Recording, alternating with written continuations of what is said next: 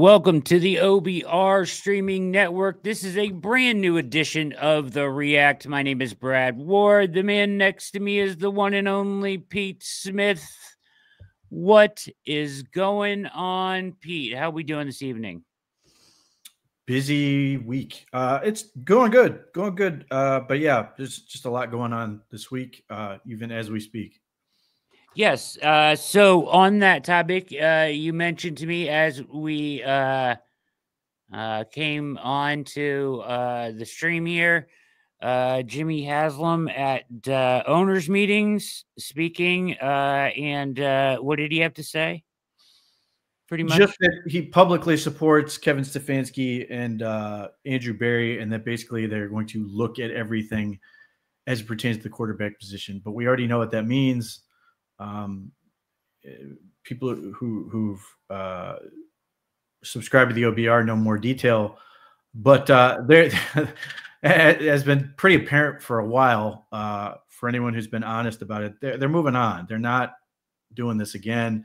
It's just a question of how they proceed from here, and they are sticking with the coach and the GM, and you know, I think there was always this implication that if something were to go horrifically wrong these last 4 weeks, that somehow they could change. But I really have a difficult time seeing what that would be. So they're here to stay for at least one more year. Obviously, there's going to be a little more pressure on next year, but yeah, his description of the season was perplexing. I would agree. It has been perplexing. That's well said by Mr. Haslam. We'll have some more on the Haslams here in a little bit on the stadium front. Wanted to kick off the show here. Some interesting news, before we get into all Brown stuff or a lot of the Brown stuff that we have to cover here tonight on The React.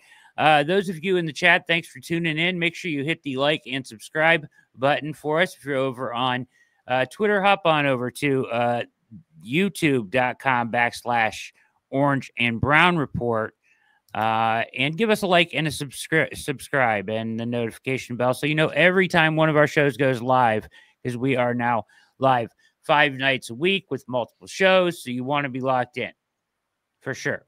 All right. Bill Belichick going to college football will take the job at the University of North Carolina, 3 years, $30 million. Strange. I find this baffling. Talk about perplexing. I find this very perplexing. You think you have a reason for this, that maybe his son is a big part of this. But thoughts on Belichick going to the college game? Yeah, Schefter's calling it a 5-year deal, so who knows? And even that's probably doesn't mean anything as far as how long he's actually a coach there, because he'd be like 78. So, I mean, ultimately, this is going to, as far as I know, like one of the demands he had was to name his son, Steve Belichick, who's done a nice job as the defensive coordinator for Washington this year, gets to be the head coach in waiting. So ultimately, he is sort of setting up his kid. I'm disappointed that Bill Belichick is not going to coach Navy. I say that as I know Navy has a good coach. That is also in Bill Belichick's sort of background and would be far more interesting if he was to go to Navy and run the triple option. Yes. And just work with the midshipmen. I think that'd be really interesting. But here's the thing. I'm not going to doubt Bill Belichick. He's phenomenal as a coach. The question is going to be, who can he hire as a staff? Because when he interviewed with the Falcons, there was immediately talk about bringing back Joe Judge and Josh McDaniels and Matt Patricia and getting the gang back together. And, those guys have not been great for him. So that part's a real question to me. Mike Lombardi has quit his job at whatever gambling thing he does and is going to go there to be the team's GM. Again, this is why I question Bill Belichick's a phenomenal coach. I question his staff choices. I have no idea how Mike Lombardi is going to navigate as a college GM. I have no idea how he's going to deal with 17-year-olds who are going to get a lot of money and be calling him constantly to complain or threaten to leave or everything else, because Bill Belichick is not taking any of those phone calls. Mike Lombardi's getting all of them. So Mike Lombardi's been a guy who's been able to hang around, follow Bill Belichick to various locations. I've never been all that impressed with him. I don't know how he is going to be relatable to anyone under the age of 40. So that part will be interesting as well. Again, I think Bill Belichick's a great coach. I think his son is a perfectly fine defensive coordinator. Who else is coming? And how fast can you turn this around? Like, they gave up 70 to James Madison this year. I mean, are they going to turn this thing around? And what does that look like? What does success for Bill Belichick look like? Does that mean going to the Pop-Tart Bowl next year and Bill Belichick picking out the Pop-Tart he wants to eat, or getting doused with mayo or no? Or so it can't be. I'll be curious to see what it looks like and how long he's willing to do it. And the other thing I'm genuinely curious about, and he sort of had to do with this in the NFL, so it may not be a huge deal for him, is just going around the various restrictions as it goes to college and practice, and how he's going to handle those challenges. I mean, the thing that's going to be right up his alley is the ability to hold meetings. He loves that stuff. He can do a lot of teaching in that stuff, but in terms of how much on-field time he will have, how much ability can he have to coach these guys up, and how much he will sort of make them without making them do their own private, players only practices to get ready for this stuff. But the other part, guys who go to UNC are going to be, if you are somebody who's either in the portal or a high school kid and you're sitting there going, I'm going to the NFL, that is the big recruiting pitch for you, is that Bill Belichick is going to get you prepared to play in the NFL. Hell yeah. That is really going to be a huge point for him. And I'll be very curious to see if that does start to translate. We see them get more recruits and transfer portal guys or whatever. Because if you're sitting there going, man, I want to go, 8-time Super Bowl champ or whatever, that and just going, I want to be prepared to play in the league. Bill Belichick can certainly do that. Now, is he going to try to run necessarily an NFL style offense? I have no idea. I mean, he may be more interested in running a collegiate style, but even then, within that framework, the details, the preparation, what it takes as far as meetings and work ethic and stuff like that, that's going to be really, really, really good for those players. I think that will help them trying to get to the next level. Jason, one of our best commenters here, went to UNC and commenting on. So here's my thing, right? Like I would think that with him and whatever, yes, questionable personnel in the past, but who he brings in, automatically, I would think if I'm a North Carolina, graduate alumni, and they're asking me for money, I'm going to be more willing to give money to Bill Belichick rather than Freddie Kitchens, who will be coaching their bowl game this year, or Mac Brown before. Interestingly enough, I think that their NIL initiative will certainly ramp up just with the name value alone. And then, you said, as you mentioned, Lombardi and him will then have to navigate the transfer portal and the NIL stuff, which is hilarious to think of Lombardi doing that. He's going from the VSiN network, where he was doing the Lombardi line, to now doing this. So that will be an interesting transition. I can't imagine that Belichick wants to do a ton of recruiting. The craziest thing about college football right now for me is, like, if you're a coach in college football, it's so much not coaching football. Like, you have to re-recruit your kids every year, and like, that is such a pain in the ass. And it would have to be, take its toll on you, and he's 72 years old, to your point. So you got to think he's going to have a large crew of guys around him. As I just read in an article, like there's names flying around out there like Getsy to potentially be his OC and all kinds of stuff. So I'm sure a bunch of NFL guys will end up there. Kitchens could even be retained on that staff. I have no idea. You know what I mean? Because there's a link there as well. But either way, you would think they will have a lot of money on hand, and they should, with name value, be able to turn around the program. Well, I mean, allegedly he submitted his manifesto of like 400 pages, and I think he just erased all the stuff for the Giants on it and replaced it with stuff with Patriot stuff on it, and then adapted it to college to certain respects. But like in that, and why I think there will be pressure to win and win quickly is because it's demanding more resources be put into that program than have ever been put into the UNC football program.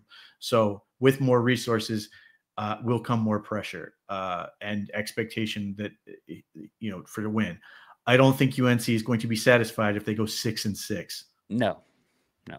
Expectations automatically going up there big time. I did also want to ask you, we're going to have our first ever college football playoff. Did they get it right, Pete? Did they get the teams right, at least, in this? I felt like they did. I would not have allowed SMU to be in the playoff specifically because they didn't squib at the end of the game, and I had to suffer through Dabo's self-righteous diatribe. Okay. But I'm petty. Other than that, I don't have a problem with who they put in there. I mean, I have no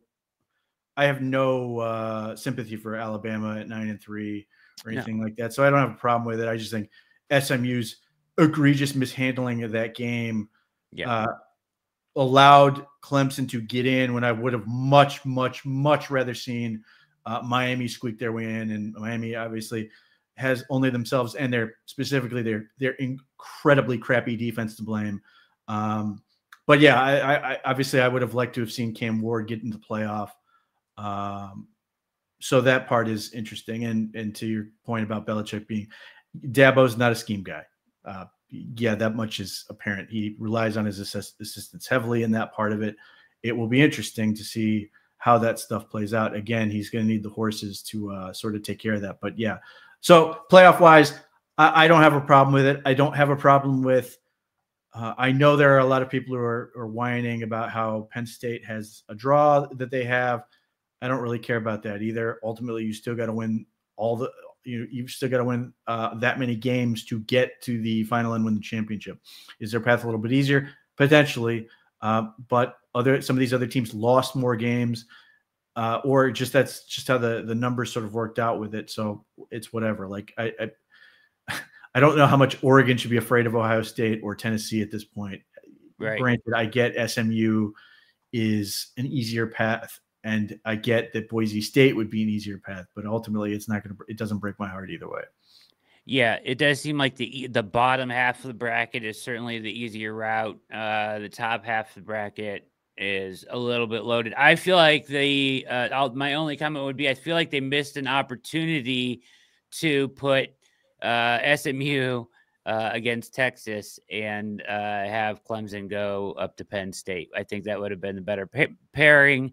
Because of the traditional rivalry there with SMU and Texas and whatnot. So, but they passed on that. So it's somehow putting Clemson or SMU ahead of Clemson in the seeding. Yeah, I mean, as somebody who deals with high school playoff brackets, the points work out how they work out, and you get the path you get, and yeah, that makes a big difference. But that's just sort of how the cookie crumbles as far as that goes. You got to win who's in front of you and figure it out. So, Oregon has every opportunity to prove that they are the best team in the country. And, if they win out and they're able to go through the gauntlet, great. They're even better. But that's sort of, it's just how it goes. Last question on this topic. You're hearing some complaints and there's a lot of talk about like these teams that have buys, like they're almost looking at that like a disadvantage. They're not making the revenue that they could from hosting a home game. in this playoff, which is significant revenue with TV money and whatnot, and the gate and all that. And they're getting a bye for a trade-off in the playoff where they don't have to play. Do you think they'll change it and add additional teams in the next couple of years to maybe have 2 home games before you go to a neutral site? Oh man, getting in more than 12 teams. I mean, I wanted 8 and they went right to 12. So you can't rule anything out as far as expanding it goes. Yeah.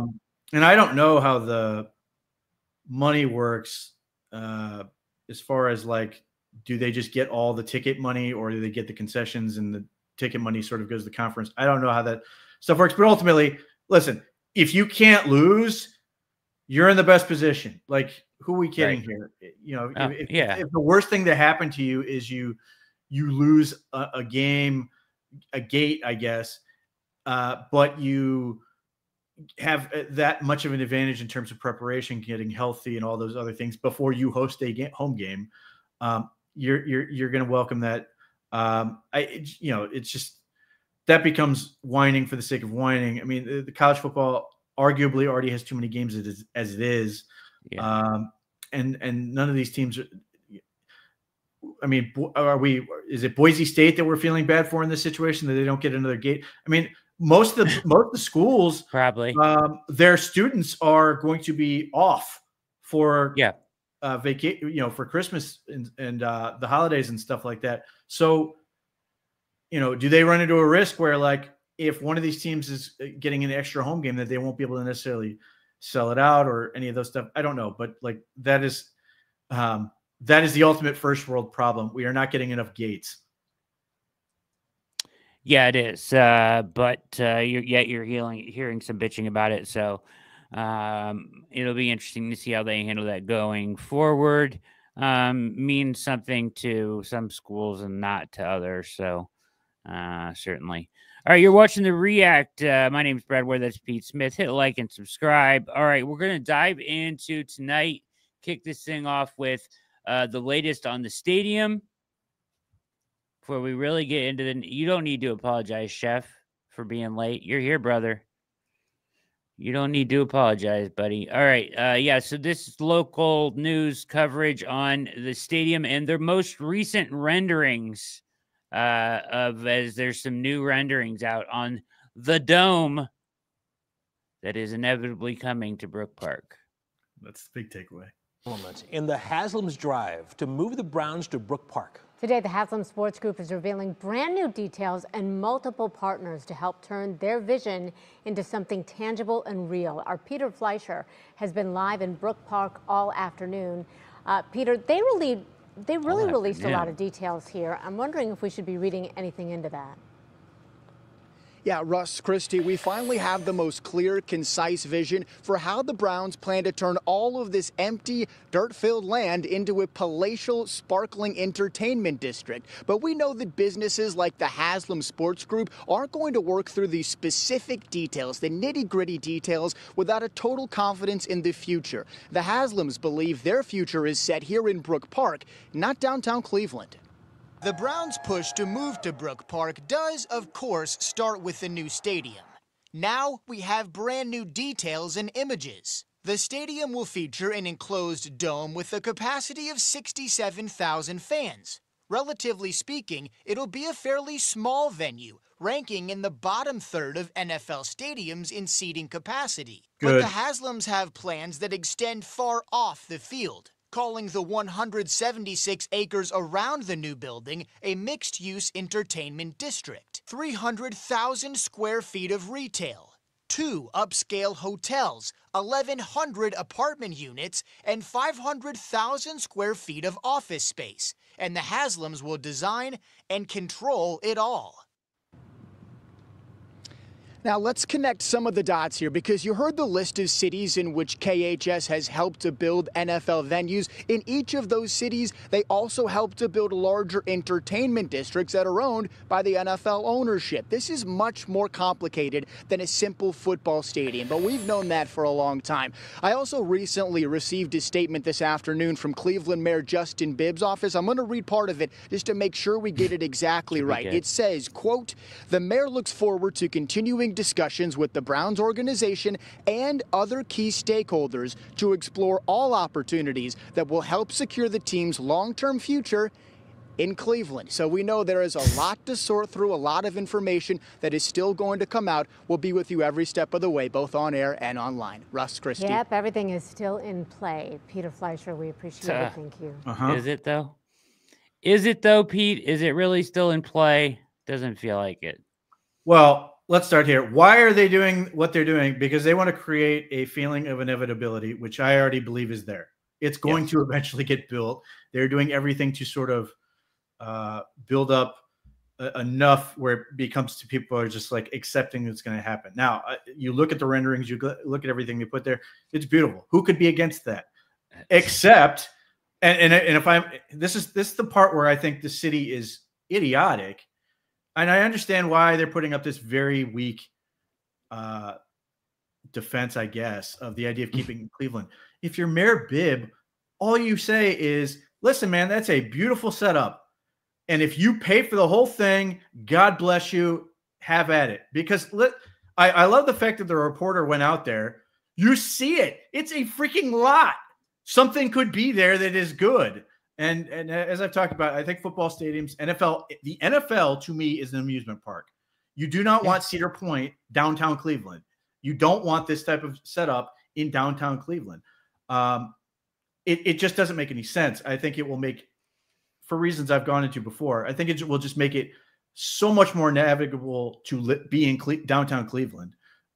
There will be a lot more, it's far better set up to go to Cavs, or the soon to be, if they get the new WNBA team, they've got the Lake Erie Monsters, they've got all those things, the Guardians. Teams are going to have a consistent gate every couple days, or 82 or 162 or whatever it is, that are consistently going to bring people downtown, that you can have all these things that make sense. Whereas 9 Sundays a year is just, it just looks like crap. It's a mess to get to. People can tell you they love it, but it's unmanageable. It is. Nobody loves, either trying to park, get in or out, and having to spend your whole day with that. And then the people who tell me how much they love the weather games, some of them, like Abby Mueller, I will give her all the credit in the world. She says it explicitly. I love the snow game from the comfort of my couch. Like, yes, all these people. There are people who are like, man, it's criminal that the Browns should play indoors. Meanwhile, I'm watching the game I'm not at any of the games. Like, there's a return on investment thing. I like the fact that it's a smaller stadium. I love the fact that they are trying to make everything else around it useful. And I love all of this so long as they don't make the taxpayers chip in for it, because a lot of the taxpayers enough taxpayers are never going to be able to use that or afford tickets or anything else, that they should never, ever, ever be asked to chip in for it. It's absurd. And it is a license to print money. It's a license to raise prices on everything. So, and you're allowed to do all those things. Just don't ask taxpayers to do it for you. The county is going to continue to put up a front as long as it can.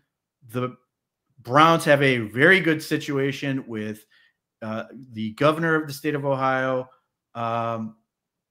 And they have the advantage of knowing that the governor, Mike DeWine, can do everything in his power to get this thing going in the way they want it to go, because he has nothing. There's no risk for him. He's going to be out of office and retired to a point where it's never going to matter, where all these other people have more skin in the game long term. So he's got the clear path to sort of make this work. So it's going to get done. It's just a matter of how long we want to pretend it won't. And again, as long as the Haslams are willing to pay for their own thing, I if they can pull off the vision, all this is through the.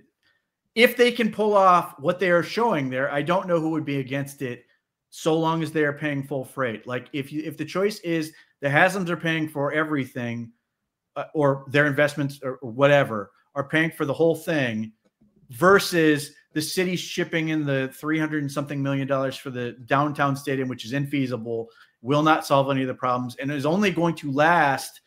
They estimate 15 years. I don't think it's even reasonable that it would make it that far. Before you're back in this mess again. It's just impractical. So as long as taxpayer money is attached to this, I think there's going to be plenty of pushback, and there should warranted to me. But as long as the Haslams just say screw it, and would be just and I know billionaires cannot help themselves but try to get the free money. And it would be a big pill to swallow. The PR move you could make, even though they stand to profit from all of this stuff, like it's entirely investment in something they are going to profit off for years and years and years. It would be just such a massive PR benefit for them to say, listen, we're just going to buy the land. We're going to do the whole thing ourselves, and you guys get to reap the benefits, and we can't wait to open it in X years. Like they would absolutely crush it in the state of Ohio, Northeast Ohio. And they're not going to do that, or at least, I have no reason to expect them to do it. But if they were willing to do that, I think they would be, whatever you think of the Haslams, and they're, mixed opinions, and understandably for some of the things they have been accused of and done in the past, they could clean so much of that. They could sports wash so much of their past and be sort of sanctified in Cleveland history forever if they were willing to just accept that they've got to pay for the full freight and do it right. Do everything exactly what they're promising, and it would be tremendous for the region. What other events are expected anything they can do? So concerts, Final Four. I'm sure they'll put in for a Final Four, a Super Bowl, women's Final Four. The Super Bowl is going to be tough right now because there is again. Although that is part of why they want to do this. Yes. They obviously mentioned it a lot with the hotel stuff. There is an issue with that, but the Final Four, wrestling, all that stuff, concerts that are infeasible. I'm getting battered with ads for a freaking AC/DC concert that's 5 months away, and I have no interest in.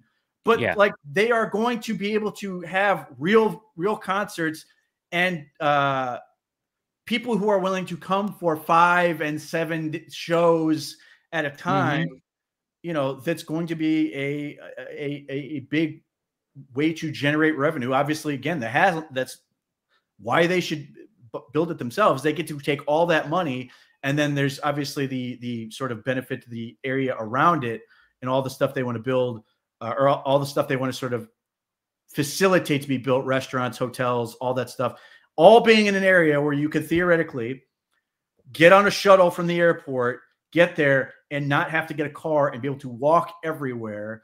It would not hurt downtown Cleveland. It would allow downtown Cleveland to do a lot of things they need to do, just in terms of the money they don't spend on this, they can spend on doing things that need to just be improved in downtown Cleveland, or invest in other sort of avenues. If it's the arts, if it's theater, whatever, there are any number of options they could do that would make downtown Cleveland better for the people who actually live there.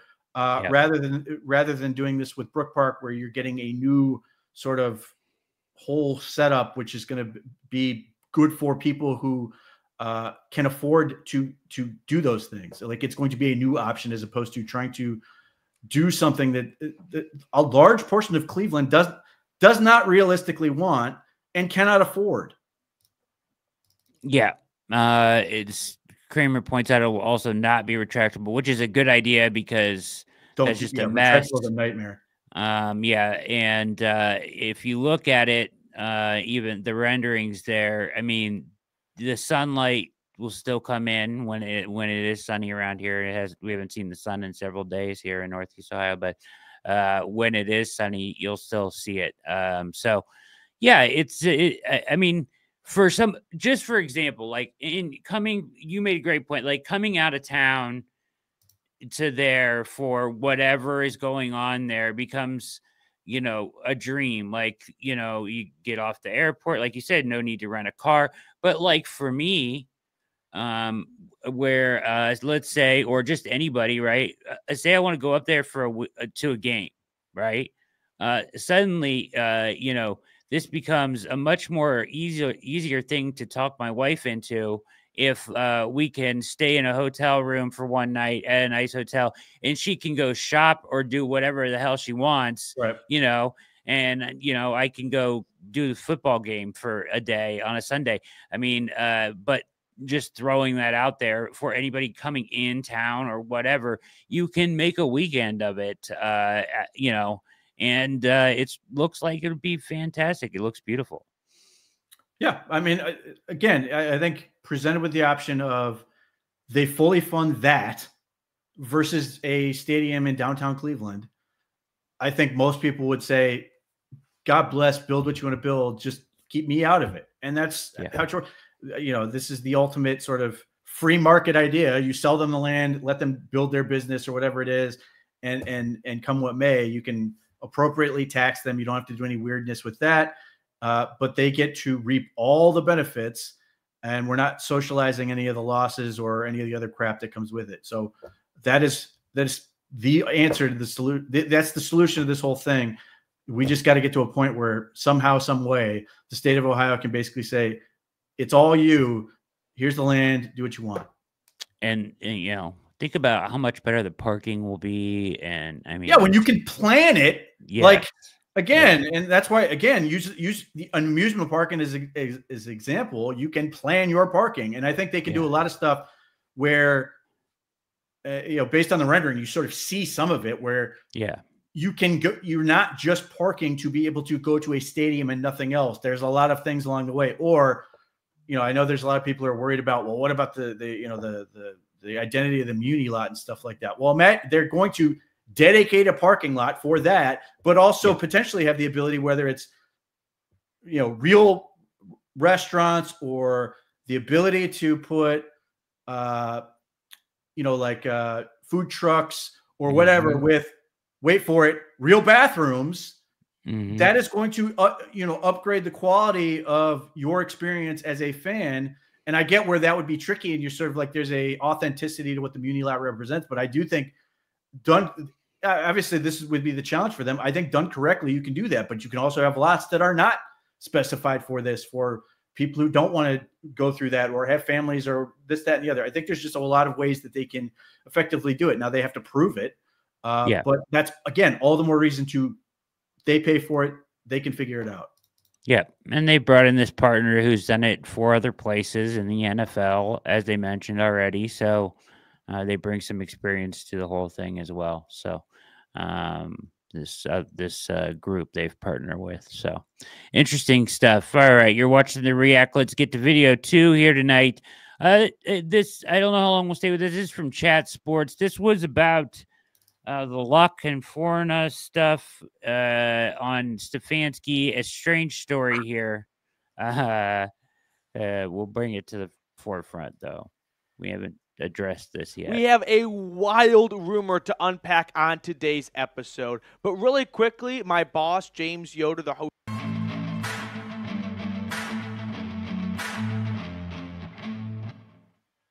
Let's discuss the wild rumor that Kevin Stefanski could be leaving almost voluntarily. So I came across this article from the Washington Post and its writer, Jason Licanfora, who wrote this. Some coaches and executives who know Stefanski think he would be cool getting out of that cesspool now, being home for the holidays, and getting to prepare for future interviews elsewhere. Got a lot to unpack there. One, Jason Licanfora doesn't know shit about fuck. I mean, I don't think he's actually speaking from a place of knowledge or real sources in Cleveland. I think he is just doing what's interesting, and if I were in his shoes, what would I do? And you might think that it's not a bad place to get out of town from with the, Deshaun Watson contract and situation and all. But from Stefanski's point of view, I think it's pretty simple. You are one of 32 NFL head coaches. Those jobs do not open up very, very often, 5 or 6 a year. And if you've got one of them, I don't think you are voluntarily leaving that if you are in the middle of your coaching career. Sure, if you're pushing 60, 70 years old, that's obviously a different scenario. But that's not where Stefanski is at right now in his professional career. So I have seen no merit to this idea that Stefanski is all hunky-dory of, if I get fired, cool, I'm not actually all that upset about it. I can hang out at home on Christmas and start preparing for interviews. If I don't get fired, all right, I guess I'll keep this job. No, you have no idea if you're going to get a head coaching gig if you get fired. Don't believe me on that? Go ask Mike Vrabel. He was one of the best coaches, in my opinion. All right, that's enough. All right, so I wanted to bring this to the forefront because, I find the author, it's preposterous. It's absurd. His story is absurd. But at the same time, we have kind of floated the idea that if Stefanski didn't have control, he would want out. You know what I mean? And could force his way out. So I wanted to get your thoughts here. Yeah, so I'm not going to be as harsh as that guy was. Here's what I would say. Yeah. Would it surprise me if at some point Kevin Stefanski was frustrated enough to sort of vent to somebody, man, I wish because of Deshaun Watson, because the team isn't performing well or isn't going to be good or whatever, that there's a part of me that wishes I could, be somewhere else or, could be insert whatever job. Yeah, that would be human, especially when you're like 1-6. But I also don't think, because I think that's just human nature. But I also think that's something you say when you're down and frustrated, not something you act on and believe is true, because everything we've seen from Kevin Stefanski is he's doing everything he can to compete and win. And even now we're getting exposed to it on our Hard Knocks to see just how, how important it is for this team to perform well, how important it is for the team to get better, all of those things. Like there's nothing in what I've seen from Hard Knocks that would lead me to believe that Kevin Stefanski is not giving it his all or is wishing he were elsewhere. So that's sort of a vibes-based take from Jason La Canfora, and it's not unheard of from Jason La Canfora to do these things, especially with the Browns. Obviously, he's made no secret of the fact he's not a fan of Deshaun Watson. Yeah. Not many are. He's not a fan of Jimmy Haslam. Not many are. In fact, he one of the things I know Jason La Canfora is wrong about is Jason La Canfora has consistently said that Deshaun Watson went to the Browns ownership and told them not to retain Joe Flacco. And that's idiotic. Deshaun Watson, one, I don't think he cared. And two, he wouldn't have had to. The Browns front office sort of knew the situation they wanted to avoid and sort of took action to get away from it. So Jason La Canfora is in some way doing some sort of future casting. But the other part that Kevin Stefanski has in Cleveland and is very important to him is he has Andrew Berry. And I don't think it's lost on him that he has a very sweet setup in terms of being able to work with somebody he really likes. And maybe there's some, we're going to get another article this Sunday. There's Jason La Canfora is going to say, well, Kevin Stefanski and Andrew Berry are trying to sneak their way off to insert franchise. Like, for example, like one popular theory is that Kevin Stefanski, we've heard it on Ultimate Cleveland Sports Show, Jay Crawford has suggested that Kevin Stefanski is going to be the next head coach of the Philadelphia Eagles. Well, Andrew Berry's not there. And he's not going to be because they've got Howie Roseman and he's got one of the safest jobs in the league unless Andrew Berry is willing to take a smaller job. Why would he do that when he could just stay in Cleveland? There are any number of reasons this doesn't make sense. But yes, as we've talked about, if Kevin Stefanski really wanted out, he could get himself fired. He would not quit. That would be financially stupid on his part. Yeah. That's the other part is you cannot predict what job is going to be there. Like, obviously, he's got significant ties to Minnesota. Well, Kevin O'Connell and Kwesi Adolfo-Mensah look pretty good right now. Yeah, he's got ties to Philadelphia, being the fact that he grew up as an Eagles fan. He's a UPenn guy. that, maybe that coaching job might open up at some point, but it's not going to be right now because despite the fact that most everybody hates their head coach, they're really good in terms of the record. Yeah. It's really hard to fire somebody that's performing that well. So I don't know what job is out there. So you can't sort of plan these things ahead. There aren't enough jobs. This isn't like college where you can sort of deal with buyouts and other things. Like it would involve trades and those type of things. So it's a fun story to write about. It just doesn't make sense. It's one of those things. Take it to its logical conclusion, and it doesn't make any sense. But it's fun to write about. It's fun to suggest that's the case. And again, it would not surprise me if at some point along the line, Kevin Stefanski was very frustrated, said, threw his hands up and said, the quarterback can't play. The cap is what it is. I don't, how long am I going to have to deal with this? I wish I could go elsewhere. But then he wakes up the next day and goes to work and tries to compete and win because that's what you do. Yeah, that makes a lot of sense. You mentioned Hard Knocks. I just wanted to throw this out here. If you guys have been watching Hard Knocks, AFC North, we will have the showrunner for the past 6, 7, 8 years, longer than that. Ken Rogers is the showrunner of HBO's Hard Knocks NFL films. He'll be on tomorrow night for a half hour. So nice, which would be cool. Yeah. Well, I mean, the biggest takeaway from Hard Knocks is that Shelby Harris needs to be paid $15 million per year, and he's the ultimate culture guy because we got that speech, and that's how it works. Although I did appreciate what he was saying; it's true, but this is what happens. You can catch these clips and decide that these are, as famously with Travis Landry, that was he got to eat off that for years and years and years. Yes, he did. Jacob making a good point there about frustration. Yeah. Very good stuff. All right. So I threw this one in here tonight. I don't know how much you're going to like this one, Pete. Let's be straightforward. This is about Sam Darnold. I thought it was worthy of consideration because it's being talked about, that he is going to be a free agent.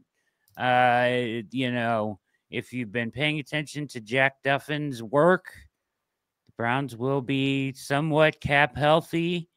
And in 2025, if you're not all in on Jameis, this might be your best option. I'm just saying. Well, let's see.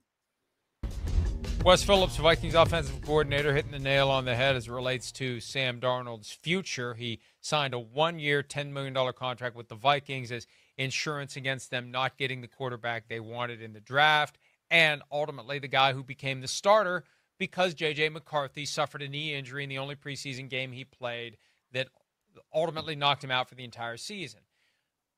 The signs were pointing to J.J. McCarthy being the week 1 starter, Chris. You and I both saw them coming out of that preseason game, I think, against the Raiders, and then we find out. Is that true? I don't think that's necessarily true. I think that's a little bit revisionist. I think that Darnold was going to start, wasn't he? Yes. The expectation was that he'd start at the beginning of the season, and at some point, J.J. McCarthy would take over. But, projections were like a month, or a lot of people characterized it as basically the reason they picked a month is because that's usually about how long it took for Darnold to sort of the shine to come off and him to revert being the guy who's been a bust up to this point. But yeah, the expectation was that McCarthy, they were going to take their time, even though they loved what they were seeing from him. They were not going to rush him into the lineup. They wanted to sort of ease him in and figure out the right place to put him as opposed to just determining he should start. Yeah, that statement is a little revisionist there from both these guys. All right, let's continue. He's got a knee issue that requires meniscus surgery, and they do the full repair, and he's just shelved for the whole year, which is good. I think it's helped Sam Darnold to not have this vague possibility of J.J. McCarthy returning this year, hovering over him. Right. But he's finally gotten his shot. He's gotten a chance to redeem himself from a failed start to his career with the Jets, which wasn't all his fault. The Jets have ruined many a quarterback over the past decade or so. Then he goes to Carolina, which was somehow even more dysfunctional than the Jets. Last year with the 49ers, kind of a palate cleanser for him in San Francisco. And Kevin O'Connell, I remember sitting in the press box at the Super Bowl. 2 days after we'd interviewed Kirk Cousins, and based upon the discussion we had after the interview, I thought he's not coming back. They're not going to make him the offer that's going to keep him from going somewhere else. And then I see the report that the Vikings are considering someone like a Sam Darnold if Cousins would leave. And I thought, my first thought was, oh, God, because but you know what? He's proved me wrong multiple times this year. Started off great, tailed off a little bit, a lot of turnovers. He's ironed it out the past several weeks. He's really hit a groove in recent weeks. And, hey, first Vikings quarterback since Dante Culpepper, week 1 of the 2004 season against the Cowboys to have 5 touchdown passes in a game. There's something to be said for that. There definitely is. He's playing damn good football. It's again, not superstar, but we don't, come away going, oh, man, there's so many plays being left on the football field. He missed that. You're right. He went through that little lull during the middle part of the year of interceptions, staying in the pocket way too long and just keep patting the ball, stuck on the first receiver forever. But he looks like he's adjusted through that lull to where he's hot right now. I mean, again, like you just talked about, it's one of the best teams in football. He's the 3rd-ranked quarterback in the sport in quarterback rating right now. I'm not going to say that means everything, but there's something to glean from that. And then you look at, the rest of it, and I think, I'm with you. I don't think he's going to be back in Minnesota. That's not going to happen. I don't look at that happening. Now, and to what Wes Phillips says, right, the one thing he's done is he's bought himself basically a lifetime card to be in the NFL. That's what he's done here this year. He's basically going to be able to play to double-digit years in his career now for sure, right? But he wants to be a starter. And then you look at it and you go, I think common sense, you go, well, the way he's playing, he'll definitely be a starter next year somewhere. I don't know. There's not going to be as many seats open, I think, at the quarterback position as people think. And then within that, do they want to go, hey, let's pay? What do you think of that statement? I think there'll be multiple seats open for a guy like this. I think there's definitely going to be a market that develops for him. There's going to be a market, but I don't think he's wrong. Okay. Let's start at the top. The Giants and the Raiders are currently projected to have the top 2 picks in the draft. We expect, I think, quarterback. Both of them take quarterbacks, right? So that would take them out of the mix because the thing with Sam Darnold is he's not going to sign with somebody to be a stopgap. He's going to be signed as a starter. And part of him signing as a starter, presumably, is going to be while saying, you're done looking for your quarterback, I'm that guy. So if we take those 2 teams out of the mix, suddenly you get into an interesting group of teams. Pittsburgh Steelers could be in that mix unless they keep Russell Wilson. The Cleveland Browns could be in that mix. The New York Jets could be in that mix, but is he going to go back to the Jets? Does he want to go back to the Jets? I would be very surprised even if they have different people running the franchise, if he has any interest in going anywhere near a Woody Johnson owned anything. So then you get into who's left at that point, and it becomes really interesting. Is San Francisco going to move on from Brock Purdy because they don't want to pay him an astronomical contract, and they're concerned about his health, and they want to sign Sam Darnold? That might make sense. But there aren't that many jobs. New Orleans, maybe, but do they have the ability to sign him? That's a valid question. So you end up in this real world. Tennessee, maybe, if they decide Will Levis is done, I could see that making some sense. So there is definitely a market, but a lot of it depends on how much the Rams could be an option if Matt Stafford was to retire. But is that likely? I don't know. So the problem I have with this whole conversation ultimately is, so I looked this up in connection to somebody arguing with me on the forums. Geno Smith, 3 years, $75 million, $40 million guaranteed in 2023. Baker Mayfield, 3 years, $100 million, $40 million guaranteed in 2024. I don't think Sam Darnold's going to get less than that. I think he's going to get 3 years, at least $100 million, and about $45 million guaranteed, $45 million guaranteed. And even if Baker Mayfield's contract sort of has outs with it, that is it's an investment. And neither the Seahawks nor the Buccaneers are looking at other quarterbacks. So are the Browns willing to pay that much money for Sam Darnold? I doubt it. Are they willing to give up looking for a quarterback? I doubt it. So And then the other problem with Sam Darnold, which is, Sam Darnold, I'm happy for him. He's crushing it. Sam Darnold does not. Here's the things. Here's what does not come with Sam Darnold. Justin Jefferson does not come with Sam Darnold. Jordan Addison does not come with Sam Darnold.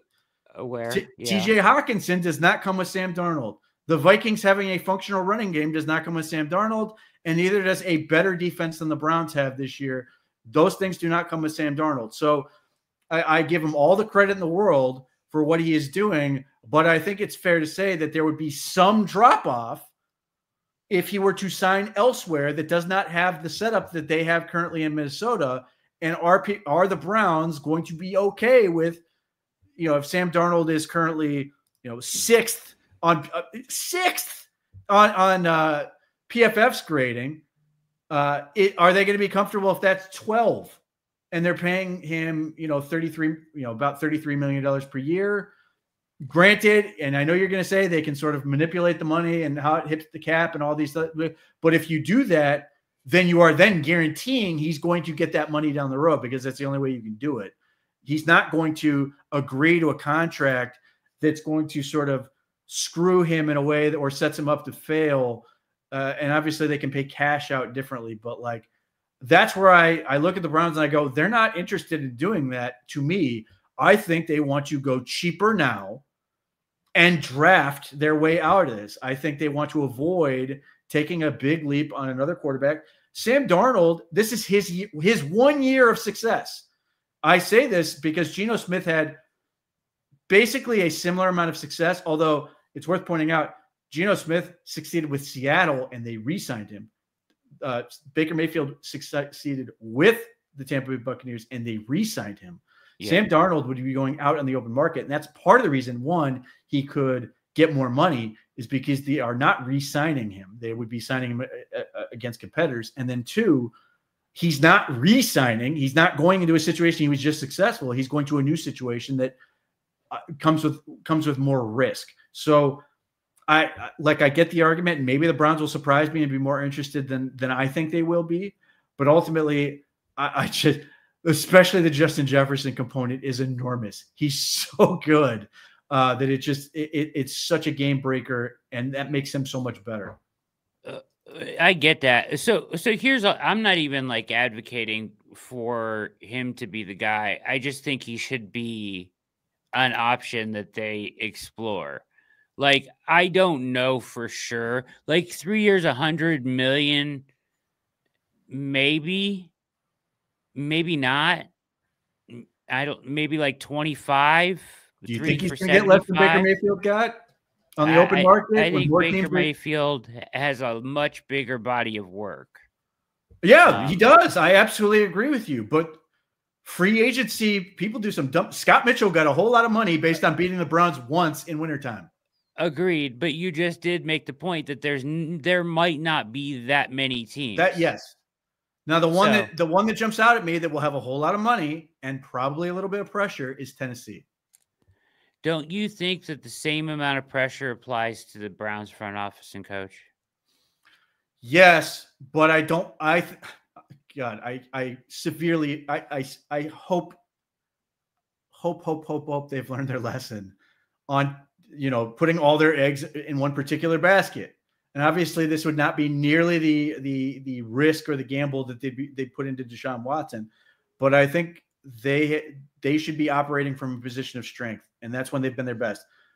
When they could get Jerry Jeudy for a 5th and 6th round pick, when they could get Amari Cooper for a 5th and a pick swap, when they could get Zadarius Smith for a 5th and a pick swap, when they can sign reasonably priced free agents and just do a whole lot of them and get enough hits out of that group that it sort of makes up for any misses you have. They, obviously, you don't want another Austin Hooper situation. You don't want, hardly backbreaking by any stretch, but you don't want to end up in a situation where now you're making another big investment and suddenly Sam Darnold turns back into a pumpkin. And now you've got 2 quarterbacks who can't play. Whereas if they could, whether it's Jameis Winston or one of these other options, Daniel Jones or somebody like that, I understand where people would sit there and go, I don't know. But the thing that I think the Browns would say is we want to create the environment that Minnesota has. where we can plug a player in for cheap and make them super successful. And obviously they have a track record where they can say, hey, Jacoby Brissett was pretty good here.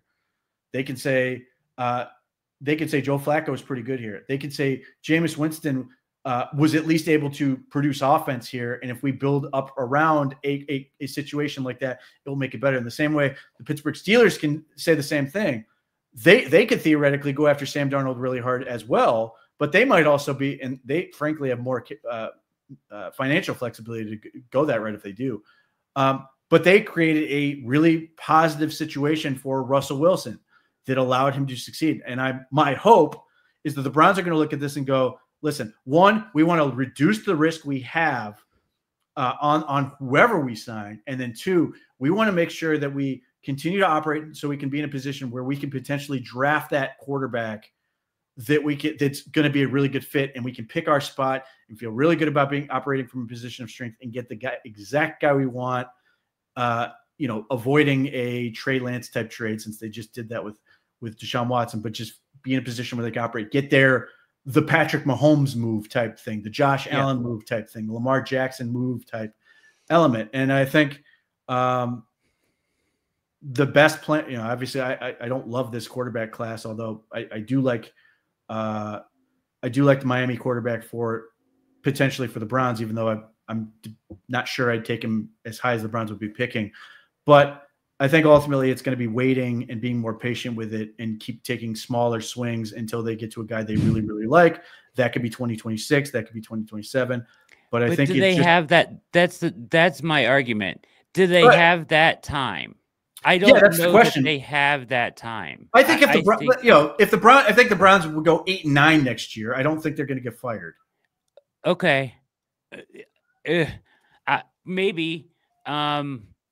But still, who are you relying on you to get you those 8 wins? Are we going Jameis to get you 8 wins? He's one option. I mean, but really what I'm relying on in that scenario is a improved defense and a better running game to support the at times volatile passing game, but also at times very explosive and able to create. That if they can get the running game right, if they can get a defense to play more consistently, that you can survive some of those mistakes or eliminate them entirely, because you're not asking Jameis Winston or whoever it is to throw 40 times other than maybe a couple times a year, as opposed to Jameis Winston has thrown basically 100 passes in his combined last 2 games. I mean, you wrote about it. We've talked about it. I think that's a recipe for disaster for virtually anyone. I don't want Joe Burrow throwing 100 passes in 2 games if I'm the Bengals. Correct. So I think that's their best path forward. Now, me too. Is Jimmy Haslam going to be amenable to that vision? I would think so. Just again, they can point to and go Baker Mayfield, Jacoby Brissett, Joe Flacco, Jameis Winston.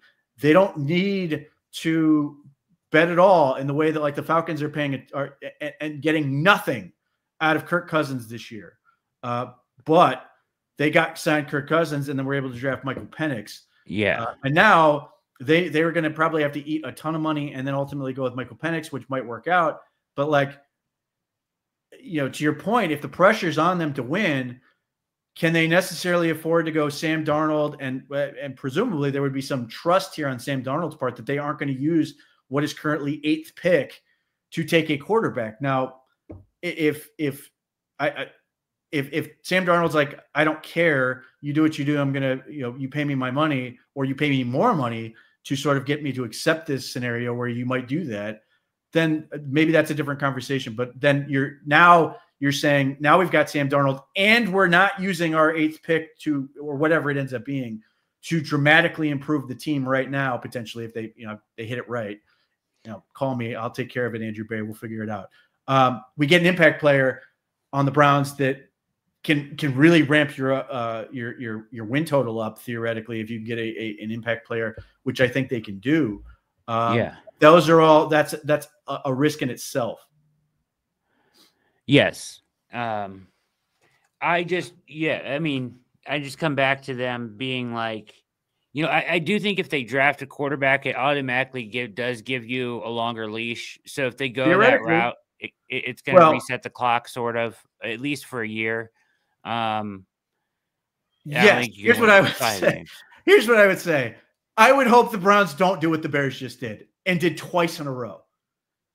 The last two times they've drafted a quarterback, second overall with Mitch Trubisky, and then first overall with Caleb Williams, they promptly fired their coach in their first year. And and the Browns did that with Baker Mayfield. Yeah. And Baker Mayfield, to me, and one of the arguments I made for drafting him was he was the most Hugh Jackson resistant quarterback in the class, that basically Hugh Jackson could not screw him up. But it still was it took a toll in terms of the number of coordinators and everything else he had. 3 years. Yeah. Whereas Buffalo and Baltimore and seemingly Minnesota with their setup and where they're going to end up, and Houston, unless which I don't think is going to happen this year, those people are entrenched for a while. And Lamar Jackson, this is the first. Last year was the first year he had somebody different on the coaching staff in a meaningful way. New offensive coordinator. Buffalo, they were very stable until their offensive coordinator took the Giants job. You want that stability, and so your point, I would hope that it would essentially represent a contract extension if they were to take a quarterback. But that is a trap that many people fall into. And obviously with Matt Eberflus this year, he made it impossible not to fire him. Yeah. This is, I agree with you wholeheartedly. It's all about creating the run game and the defense and the atmosphere, all the complementary aspects of playing quarterback around that is going to provide the Browns with success or any kind of sustained success, but even success next year. That stuff has to be addressed, right? So, but I just wonder at what point, is there a point where they're like, man, we really need to win 8, 9, 10 games. Do we believe that Jameis can do that with what we've done here? Or do we need to spend again? Because even if you say like, they paid the 3 years, $100 million. If they don't win 10 games, they're gone. They're not dealing with it. It's, that's always the risk. I don't think Andrew Berry and Kevin Stefanski are going to operate out of fear. I don't think we're going to get a situation where they're going to operate like the Jets did this year. Self-preservation. Where not only did the Jets, take a bad situation and Aaron Rodgers was already a bad situation, they doubled down on it.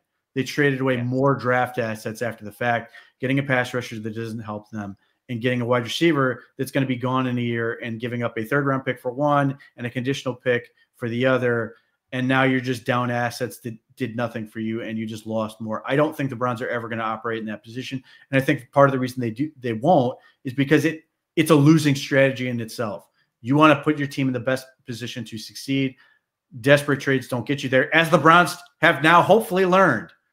Don't make desperate trades, because ultimately they more often than not are going to bite you. So operate from a position of strength, build on the fundamental things you do well, the trades they've made, the signings they've made, and operate from there. But ultimately they are going to have this conversation in regards to Sam Darnold.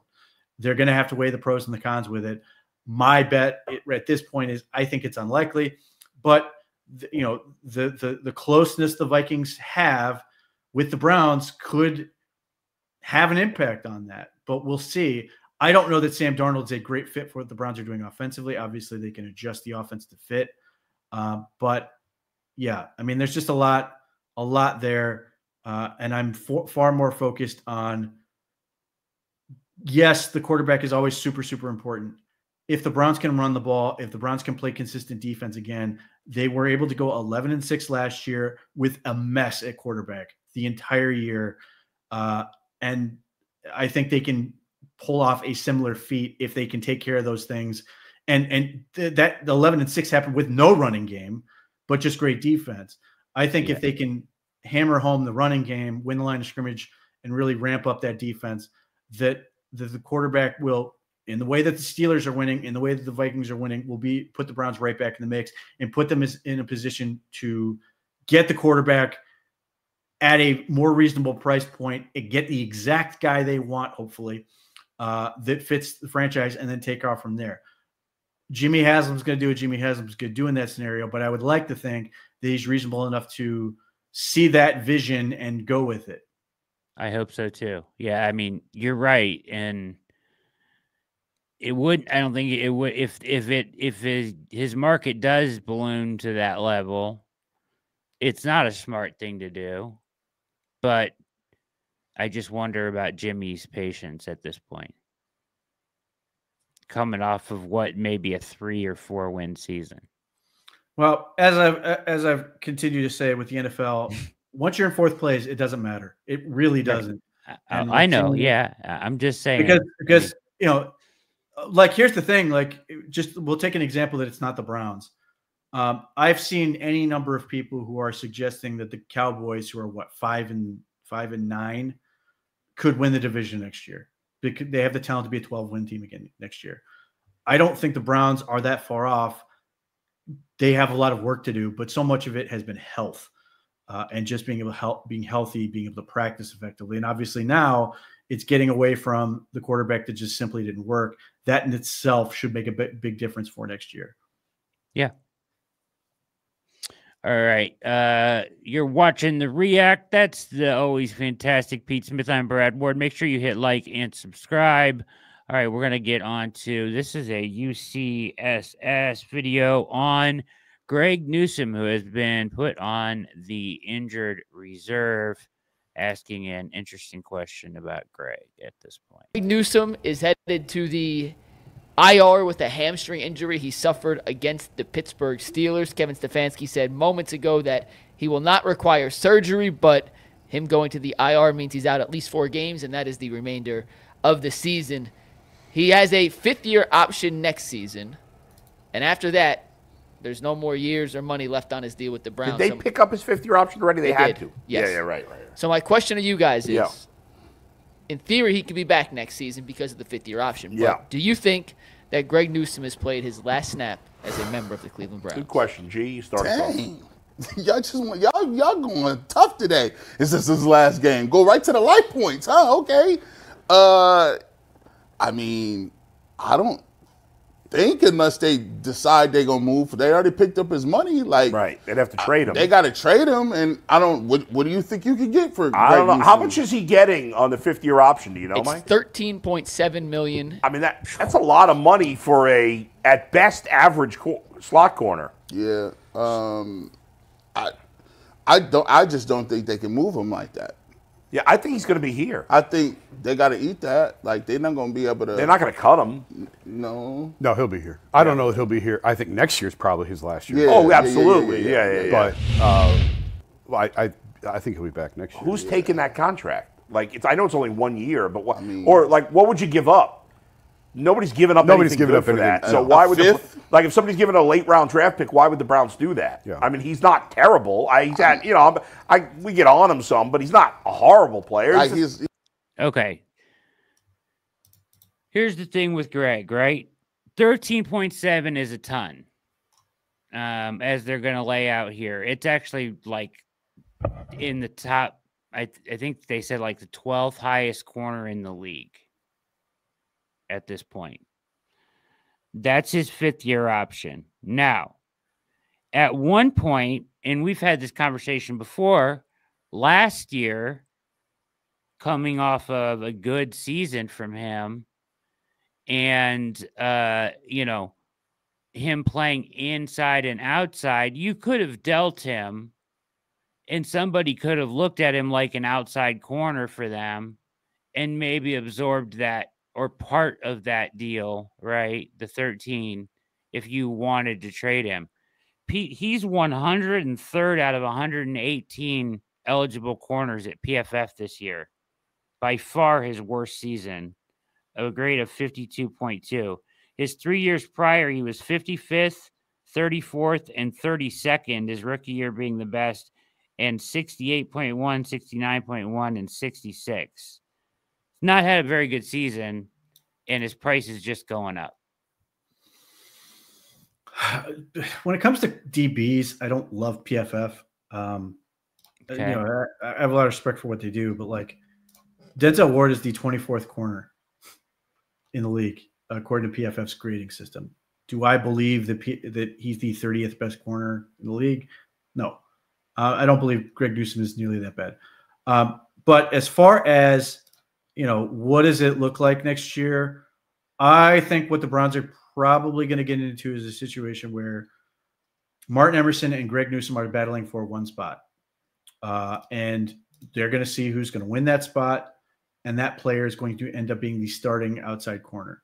That makes sense. And if it is Greg Newsome, they will restructure his contract in the same way they did Jed Wills, where yes, he will get all $13.7 million. But what will end up happening is that the rollover cap will be high enough that when they sort of go to the next year, that it will more than cover what the Browns were going to have to pay, you know, the difference in the money. And it will end up hitting like $5 or $6 million, which is how it worked with Jed Wills. Not a big deal. Yes, the cash is annoying.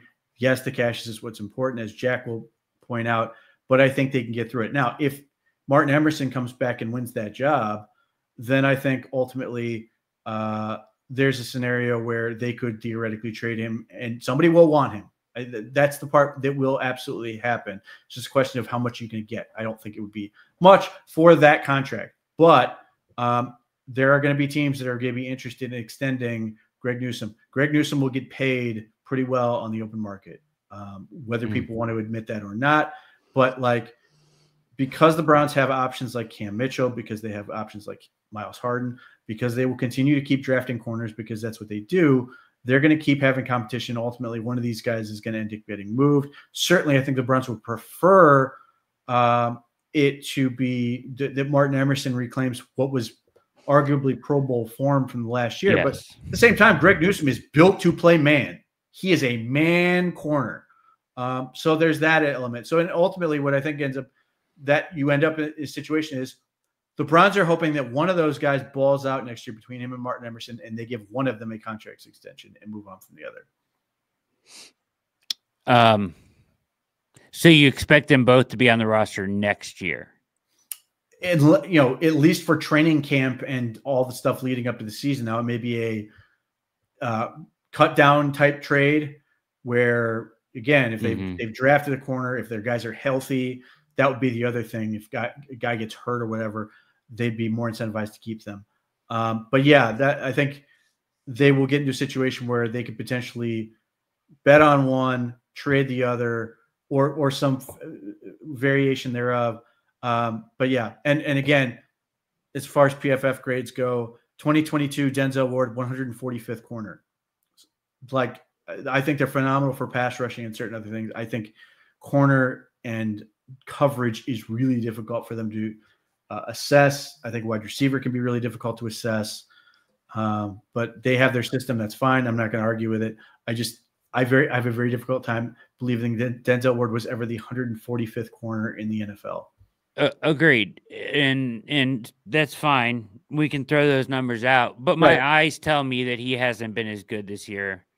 I think he's been largely fine. I think the problem is anytime he makes a mistake, it's magnified because people don't like him because he does exactly what Jim Schwartz tells him to do. Well, I don't feel that way towards him. Like, I don't dislike him. And I think he's been a good player for the most part for the Browns. His flexibility of being able to play in and out at this point does provide some value to him, right? But unless you're playing him on the outside at least half the time, like this year, he's split snaps in and out so far because you got guys dinged up on the outside all the time, and that makes him valuable, especially for the Browns who have had to deal with that for multiple years, right? And he becomes in super handy that way. But moving forward, whereas he's making $13.7 million for 1 year. I don't know. It's hard to justify, and it's hard to imagine anybody even giving, if at least, maybe you're right. Maybe somebody will give up a sixth and pay the 13.7 or seventh or whatever. But you can't just cut him. You already agreed to pay it. If somebody doesn't come out of the woodwork and offer you a 7th round pick for Greg Newsome, and then take the contract off your hands, then he's going to be on your roster whether he's starting or not at that point. And I want to see, I'm anxious. I am excited to see Cam Mitchell play these next 4 games in the nickel, or Miles Harden, because I like both guys. Sure. Yeah, that'll be interesting to see how they do. But yeah, I mean, that's been the thing. Whereas I sort of evolved to this position where I think, last year it was a given. Martin Emerson was going to be that guy that was going to get the contract extension. Yeah. His play this year has suggested that is no longer a given. And that has opened a door where if Greg Newsome comes back and crushes it, it would not shock me if the Browns and Martin Emerson doesn't sort of reclaim the form he had last year, that they suddenly go, well, we'll just go with Greg Newsome and pay him. And this was the vision the Browns had when they made that draft pick in 2021, where they went, oh, we got our 2 corners for the next however many years. And then they'd sort of just return to that reality. Yeah, but for a 1st round draft pick corner, he's not living up to that. No, but the thing is, like, you go back, and I'm not going to argue that he's played like a 1st round pick. What I am going to suggest is, 1, it can be weird with corners and they can take a while to figure it out. And 2, I go back to that draft and the guy that I would have taken over Greg Newsome at that pick, JOK. Like, they literally got the 2 guys that anyone would have wanted if you revisit that draft. Greg Newsome made all the sense of the world, had all kinds of, he was phenomenal on tape. He was phenomenal in terms of athletic traits, phenomenal in terms of his production and playing in a system that could easily translate to the Browns. So we'll see. Like I said, that's why I'm saying we went from literally Greg Newsome was going to be out of the picture because Martin Emerson was going to get that contract to now the door is open, at least a crack, for Greg Newsome to come back and sort of prove that he is worth what he was paid for, or what, the 1st round pick, and become the guy that we saw. Honestly, we saw as a rookie. He was good as a rookie. Amazing. And then that can get into that whole conversation of, well, maybe he should never have been moved to the slot, that he should have stayed out there. And obviously at one point that was his thought process as well. Well, this may be the path for him to sort of reclaim that outside corner spot. He was good as a rookie. He was really good. I thought he was okay to good in his 2nd year. And then in last year, I thought he was good in Schwartz's scheme, which didn't require as much of him playing like a linebacker, right? And which he talked about. And I thought he was good. And like coming into this year, I viewed the Browns corners as maybe one of the best trios out there. And certainly it doesn't look like that now. Now, I do think Emerson is hurt, and that may be playing into this. And certainly Greg hasn't performed like he did last year, but he hasn't been terrible by any stretch of the imagination. I just don't know when. I mean, it's $4 million to 13.7 is a big difference for his role. Sure. So, well, I mean, it is, but having a good corner would be worth it. Now, what would help them be better corners? The Browns upgrade their pass rush, or just develop their pass rush from what they have now. Getting another potentially premier player up front would certainly bolster them if Isaiah McGuire takes another step forward. We're going to hopefully, he's at least, the window is open for Mike Hall to return. He looked very promising. Is that going to take another step forward? Are they going to be able to add, are they going to add a Mason Graham or an Abdul Carter to that front, or somebody, it doesn't necessarily have to be the 8th pick, but wouldn't hurt my feelings if it was. to get another edge rusher or another impact player that just bolsters that front. The Browns are very, very good in terms of pressure rate. Now, some of that is because they keep blitzing so many people. If they don't have to blitz as much, that would also change the dynamic. But if they are also connecting on more of these pressures, we're not seeing so many, what I would say, empty calories on pressures where we're sending 6 and no one's getting there. Yeah. Whereas last year it felt like teams were consistently under siege, and obviously some of that was Myles Garrett was healthier. But I think if they can get more development from those guys that they've added, if they can, Alex Wright's healthy next year and hopefully he takes a step forward. But if they can add another guy and just keep making that better, it's obviously going to make the corner play increase. Having JOK back should help the corners. Getting just eliminating the just insane amount of inconsistency should help. Now, one of the things that really works in Greg Newsome's favor, which is interesting given the amount of issues the Browns have had, is the staff trusts him. They trust him, and he's intelligent. That is something that works in his favor. Now, again, he's got to prove the rest of it.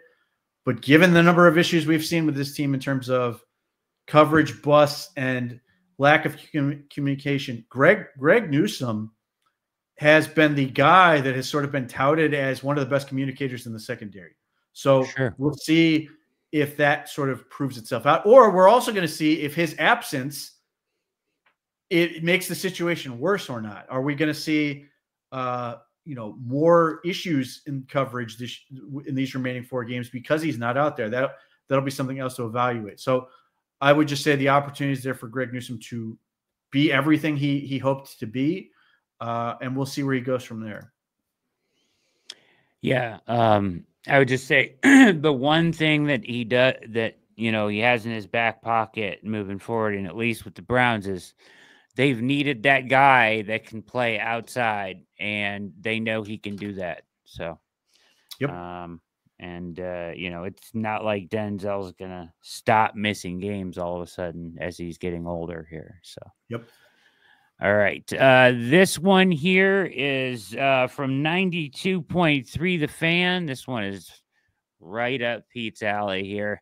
DTR talk, baby. It's a buzz today. It's all they were talking about around town today. DTR.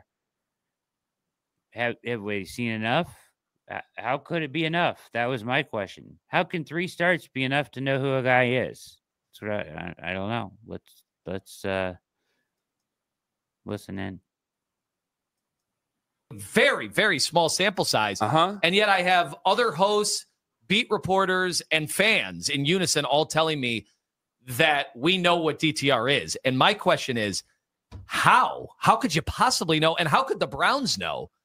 I mean, he's basically been a third stringer for most of his Browns tenure. So, no, I don't think the Browns know what they have in DTR, nor could any fan.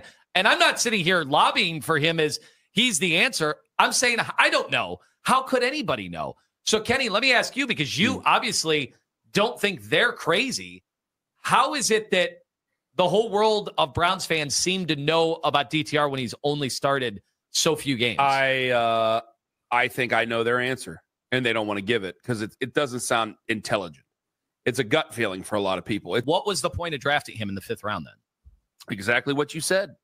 To take a stab to see if he could play the same. But then how do they know if that stab they had worked out? Did they not have Deshaun Watson when they had him? When they got him? Yeah. Okay, so they wanted to see whether or not he could play the same type of system and that he could come in and then possibly be a trade asset for later on. Because if Deshaun Watson were to get hurt, and Deshaun Watson had already had one season-ending injury, remember, he's on his 3rd, not his 2nd, his 3rd in his career. So if he were to come in, that maybe, just maybe, somebody would offer them picks for him to help them get some of that draft capital back that they gave up. You're not getting first for Dorian Thompson-Robinson, but help them get some of those draft capital back for what they gave up for Deshaun Watson. Listen, I don't want people to mistake this. I'm assuming DTR is probably not that good. I understand. I didn't love the pick when they took him. What I am now asking is, how could you possibly know? He's played so little football. And in those cases where he's played, it has been a last-minute thing almost every time. It's unfair. All right, Pete. Okay. I'm a DTR fan and enjoyer. I like DTR. I actually think he does have talent. I've been impressed with it when I've seen him on the field. I don't care what level of football you're playing at. Coaches are not going to just try shit. And that's what he's advocating for. Now, I will be charitable in this. The argument that he's making, yes, I will be charitable to Lima on this in this regard. The argument that he's making is because he's a third-round pick, he's not getting very many reps, even though now he's technically the backup and has been the backup. You know, you don't get reps with the offense as the third string in training camp and all those other things, realistically. However, what you do get when you're DTR is you get to be the scout team quarterback. So you get to go against the starting defense and you get an opportunity to sort of prove yourself against the Browns defense. And if they like what they see, they have incentive to now look at you on the field or sort of look at you with the offense. And if you've been paying attention to the OBR's reporting, we had a story on this that they do want to see what DTR can do with the offense in practice. They are not going to hand him anything. They're giving him a look in practice to see if he can do exactly what Lima is talking about. But the trap people fall into is they go, come on, what do the coaches know? They're only seeing him every day in meetings and everything else. They see how he works. They see how he practices and everything else. But come on, I haven't seen it, so I don't know if he's any good or not. And until I've seen it, I don't know. And yes, there's some small chance where you can come out and go, oh, he's going to be a gamer. And I agree with this point. Like, people will pull up DTR's numbers and they look horrendous. He's got 1 touchdown against 6 interceptions for his career, I think, to this point. Yeah. Those 6 interceptions, 3 of them came in the Ravens game where he found out the morning of that he was going to be starting his first ever game. And then 3 of them came in the Bengals game where he came in after Deshaun Watson got hurt. Now, the second one, I have very little pity for him on that one because you are a backup quarterback. You have to be ready. That is the job.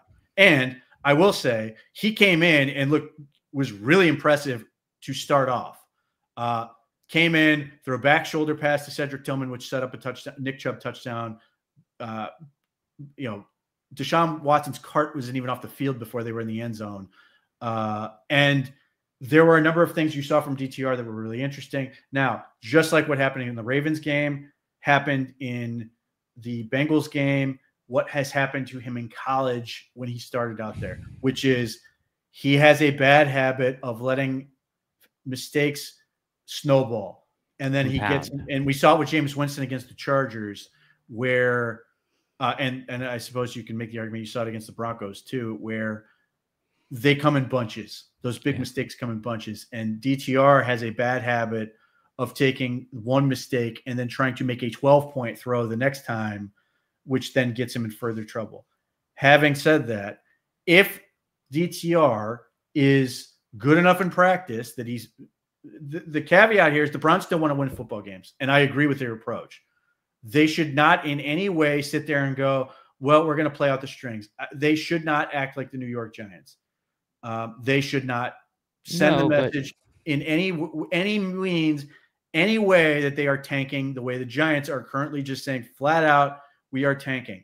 So if DTR is good enough on the practice field that you believe he can help you win, and that may not be this week against the Chiefs, maybe that's next week against the Bengals, or maybe it's one of the, the last 2 games of the year, whatever. If you get to a point where you go, we feel like DTR can get in there and win football games, put him in there. I would like to see him in that scenario, but don't do it. Don't hand him anything, because I don't want you to hand Miles Harden reps. I don't want you to hand anyone reps at this stage in the game. I want you to be the franchise you intend to be in consistent with Kevin Stefanski's message in terms of culture, in terms of we're always trying to compete, we're always trying to win. I want that message to stay consistent, because as much as it's valuable to lose in sense of draft capital situation, I want them to lose fighting as hard as they can and going down if they're going to lose anyway. I would be thrilled if they won the last 4 games in a row.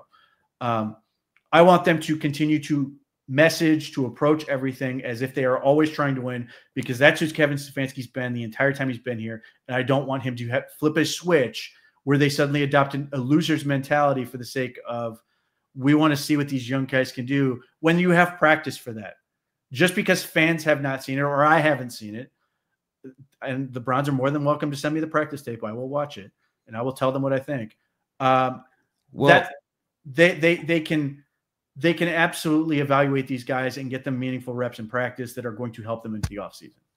Don't you think, though, that them saying, you know, we're going to give him an opportunity in practice here to potentially earn a spot like they have, you know, to play in these final few games, is already like a step in the right direction of them saying, like, we're at least going to give him a chance to earn his way onto the field?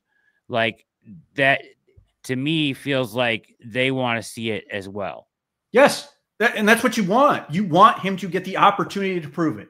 That in itself says they like what they said from DTR, and everything we've ever heard is that the Browns like DTR. The Browns rebuffed teams that came in and wanted to trade for DTR. They like what he can be. They like who he is as a kid. They like the work ethic he has.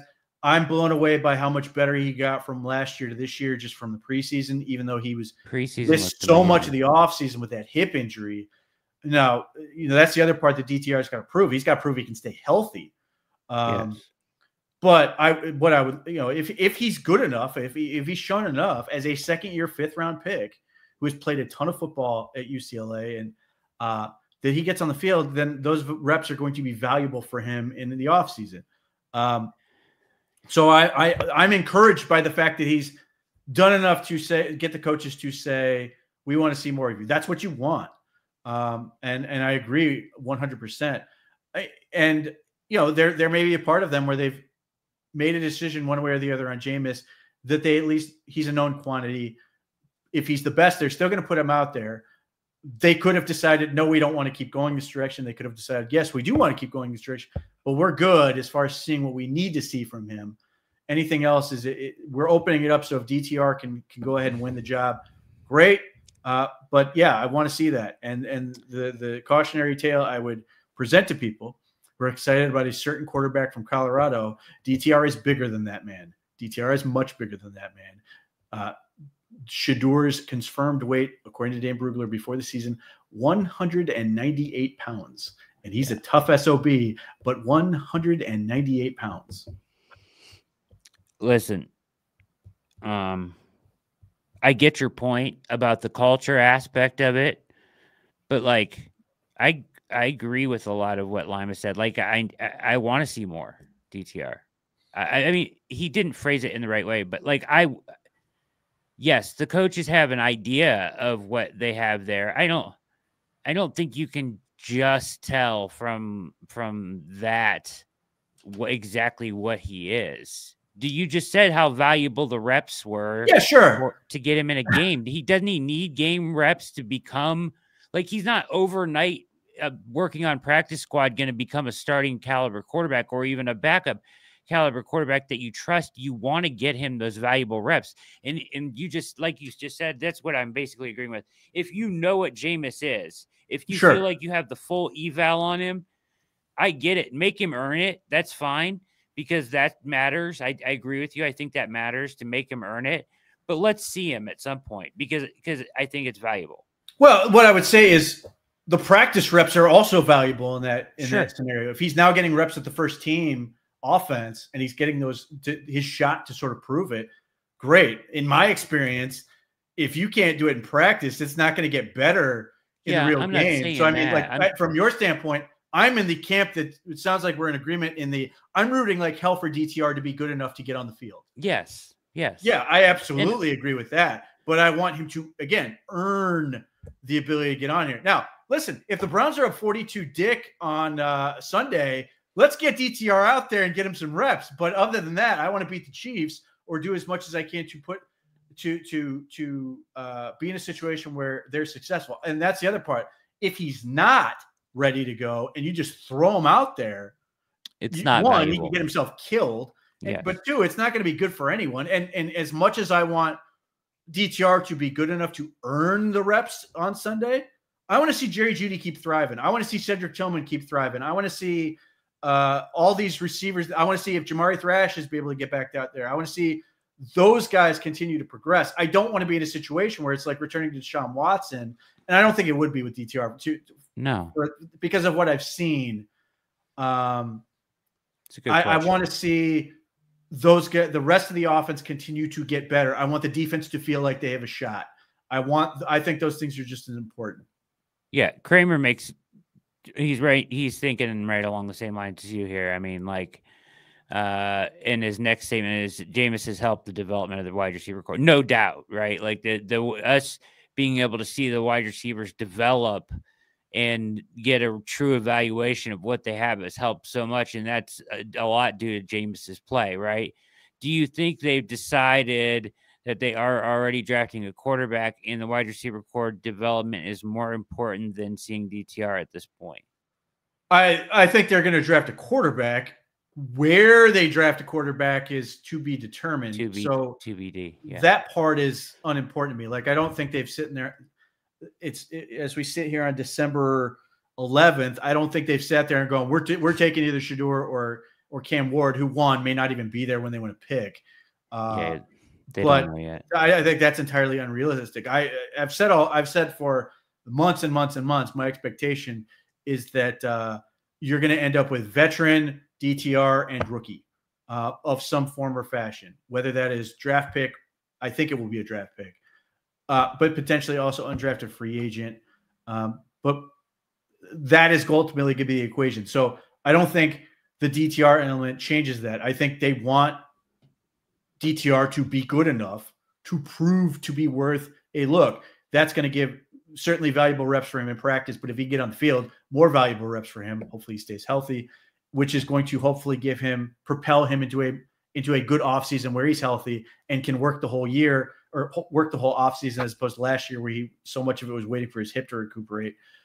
Then also adding a quarterback in the draft because you need to take a swing as often as possible. You may not want to take it. Just going to say that. You may not want to take that shot in the first 2 days of the draft, but you want to take something. You want to hope that somehow you're going to magically end up with Brock Purdy because you don't know. And that's where I think you end up in we really don't know. Certainly there are fundamentals that I think they should follow in terms of drafting the quarterback. I wrote an article about that in terms of the guys I'd be sort of looking for. But let's say they draft Jackson Dart on day 3. If he's a day 3 quarterback, I don't know what he is, but last couple of games suggest he's a day 3 quarterback.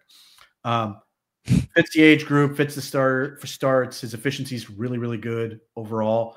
And if you take him, interesting. Round 4, for example, and he either really good and you can potentially put him in the mix as potential starter, or in that enables you to then trade DTR or see how it works by the end of the year. And then when you repeat the process, the odd man out either gets traded, or if it's a veteran, like they signed to a 1-year deal, they just let them walk. And now DTR is potentially the quote unquote veteran backup as you bring in another quarterback. Now they may want to at that point, if they were to say they trade up in the 2026 draft and they've got a particular guy in mind and they pick him, maybe they want a veteran mentor type that's more geared to that. That's a conversation unto itself. But I do think they are rooting for DTR to be successful and will draft a quarterback because you don't want to eliminate you don't want to close any doors. Yeah, you got to, you said it earlier, you got to take as many swings at this as possible. And so that's kind of, so I guess we're agreeing, but I agree with you, but you make a really good point about making him earn it and evaluating him in practice.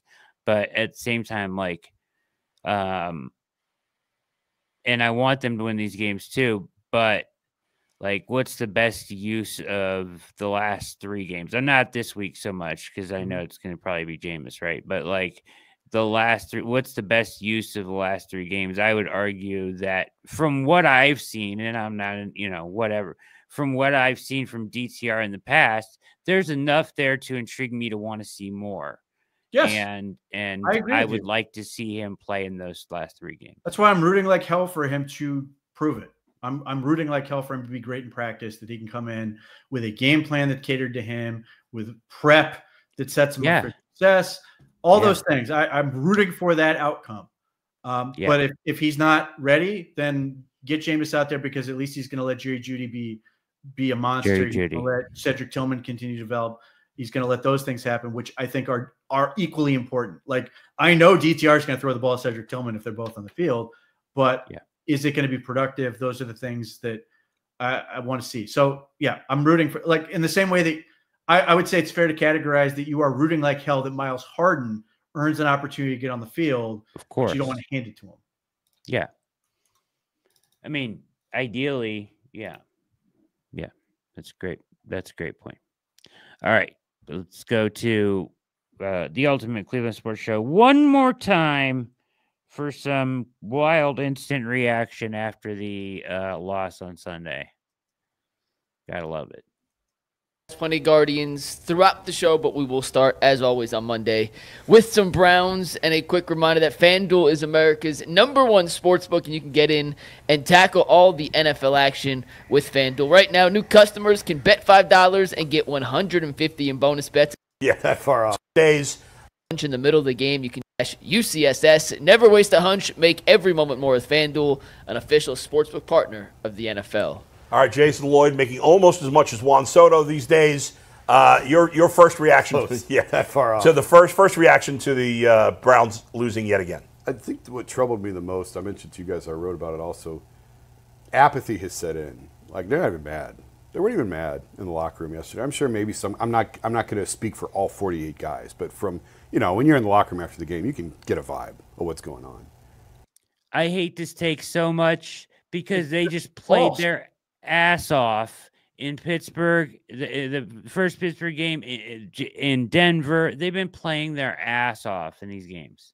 So what I would look, he was there. He's got his perspective. I'm going to assume it's not that they were apathetic. It's they are sort of resigned to the fact that, look, they know they cannot make the playoffs, but or have a winning season, all those things. But to your point, I watched the game. They played super hard the whole way.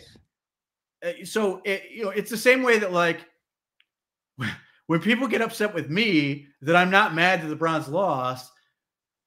Yeah, like, how mad do you want me to be at 3-10? Like, I've sort of gotten that out of my system at that point. Like, I think the Browns have it in many ways as well. They want to win. You see it. They know what they are at this point. And it's more about what you saw it on, what will forever be enshrined as one of the great moments in Browns cultural history from Shelby Harris, of the reasons why you have to play great, the reasons why you can't shut it down.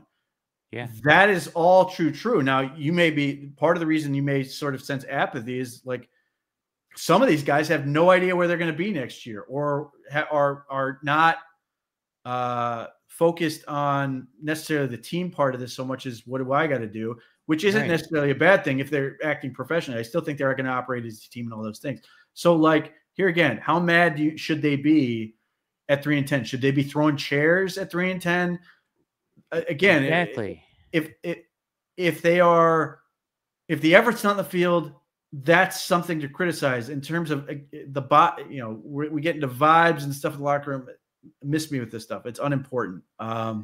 It's there's only so much you can do at this point in the season. I don't care what level you're talking about. If you're losing at this rate, you're going to get to this point. Yeah, I mean, you're losing to a 10-3 team that's in first place in your division. I mean, like, if you played hard, I mean, what do you expect from these guys? I don't understand. What more you need to see that they're not still playing hard? And guys are just like, 3-10. They're ready for the season to be over, for sure. This is a lazy take. It's a lazy take for a team that has a bad record. This is a lazy approach to whatever. Yeah. They're just crawling to the finish at this point. That was troubling to me to see that No one's really even that upset. And you can't throw helmets and you can't punch walls after every loss. Like, you can't. But, man, guys, we got a month to go. We still got 4 more games to go. And this is just walking through the cemetery at night. It's in a bad spot. And the other thing I would say, coming off of it, and I know we'll probably get into it more throughout the week goes, it's time to play Dorian Thompson-Robinson as far as I'm concerned. I wrote that for today as well. Like, Jameis is what he is. I've said that for the last month. They knew what he was. And I actually feel like you've lost time on DTR by continuing to play Jameis. And I get why you had to. You had to do it because DTR was hurt. Jameis played well. You won the Ravens game, and now you had to keep going. I get it. But you got a month left. I would throw him in against the Chiefs. Just throw him right in. Yeah, the Chiefs are going to blitz the crap out of him. He's 25 years old. This isn't a rookie. He's a man. He's 25 years old. See how he handles it. And let him play out the last month. And see what you have. All right, more on that later when we get to Jameis. Dustin, quick reaction. Quick reaction, kind of like what Jason said. It didn't seem as though the players were, I don't want to say like worried, concerned, into it. Like it didn't seem like the game mattered watching it. And once again, I find this wildly untrue from what I watched. Watch Hard Knocks. For anybody who hasn't, watch it. They clearly care. Like this, and this is the stuff you never know, unless because obviously one of the benefits of Hard Knocks is humanizing these people. Yeah, they made a point to keep showing Myles Garrett coughing up a lung, and then going out there and playing as hard as he could, ending up with the fumble recovery and the sack, all of which put them in position to be right back in the football game. Now they turn the ball back over again, but like they are right there. This was a game, and the Browns beat themselves for about a little over a half. Then the Steelers beat them up for a while, and then the Steelers gave them an opportunity to get right back in the game. Like there's multiple opportunities where the Browns were able to keep this much closer, or ultimately prevail, if not for their own mistakes. And I think part of the reason you are resigned to your fate is you sort of live in knowing what, to Jason Lloyd's point of the Jameis Winston zone, where you sort of know that like this is a possible outcome in these situations, and it's sort of, it sucks, but like and I knew it was going to happen. I knew it was going to happen. What do we see on Hard Knocks? They put on the clip in the meeting and showed it. This was the easiest dub. Every coach in America would do this. They show the heart. And they did it with They did it with the speed tracker on these guys, with the miles per hour chasing the GPS. Yeah, that they were running as fast as they had at any point in the game. Yeah. So here again, you can have your perspective and your opinion on this. Yes, you can have all these opinions, but I can literally look at the guys playing hard and the guys clearly caring. And not only is it's not random guys. Obviously, Jerry Jeudy was a highlight and somebody I focused on. It's Wyatt Teller, it's Nick Chubb, and I know I'm forgetting somebody else, but these are your guys. You're like, you want to be able to, as a coach, say, my best guys are my hardest workers. And in that game, it was clearly Jerry Jeudy. But Nick Chubb has no one would blame him if he just went, man, my knee hurts, or man, my knee ain't right. I ain't chasing after the thing. And he gives it everything he has. So I think, look, you want to react on a Monday and maybe your opinion has changed, but I just find that fundamentally untrue based on what I can point to as evidence, having seen it, watching guys like Isaiah McGuire and others on the field clearly care, clearly trying to push, clearly trying to win all the way to the end, and just not being able to do it. And the frustration, being resigned to the fact that we are not good this year. And that sucks. But like, again, how long are you going to sort of live with that? And, to say, well, you can't punch holes in the walls and all that. Yeah, you can't. So what is left? What is left to do at 3-10? Keep playing hard. You go back out there the next week. You do it again. They're professionals. They do that. Like I try to get. I find it very difficult to understand what, and this is why I hate body language analysis when teams are losing, because you can always find the problem you want to have because they aren't reflecting the emotion you want them to have at a particular time of the game. Either they're mad and you're mad. You're sitting there going, well, if you're so mad, why weren't you better earlier in the game? Or they're unhappy and you're going, Well, why aren't you playing with more effort? You can always find the thing you want to be mad about when a team is losing. It's true. When you watch the first quarter and a half or so, whatever, when they had the lead, it was like, oh, they're going to win this game until the screen. And then things just sort of spiraled out of control. Just lapses defensively, lapses on off, lapses everywhere. Special teams. I mean, just all across the board. Just a lack of attention to detail in a game that ultimately a team that's got better culture, better leaders, better players, all of the above. They masterclassed you. They outclassed you. Whatever you want to call it. Like, they were better in every way. And at the end of the day, the cream rose to the top. G. Bush. This reminded me of 2012, 13, 14. Be more specific. They all run together. All of them. Yeah, right. All them years where you turned the Browns versus Steelers on, and you knew the Browns was losing.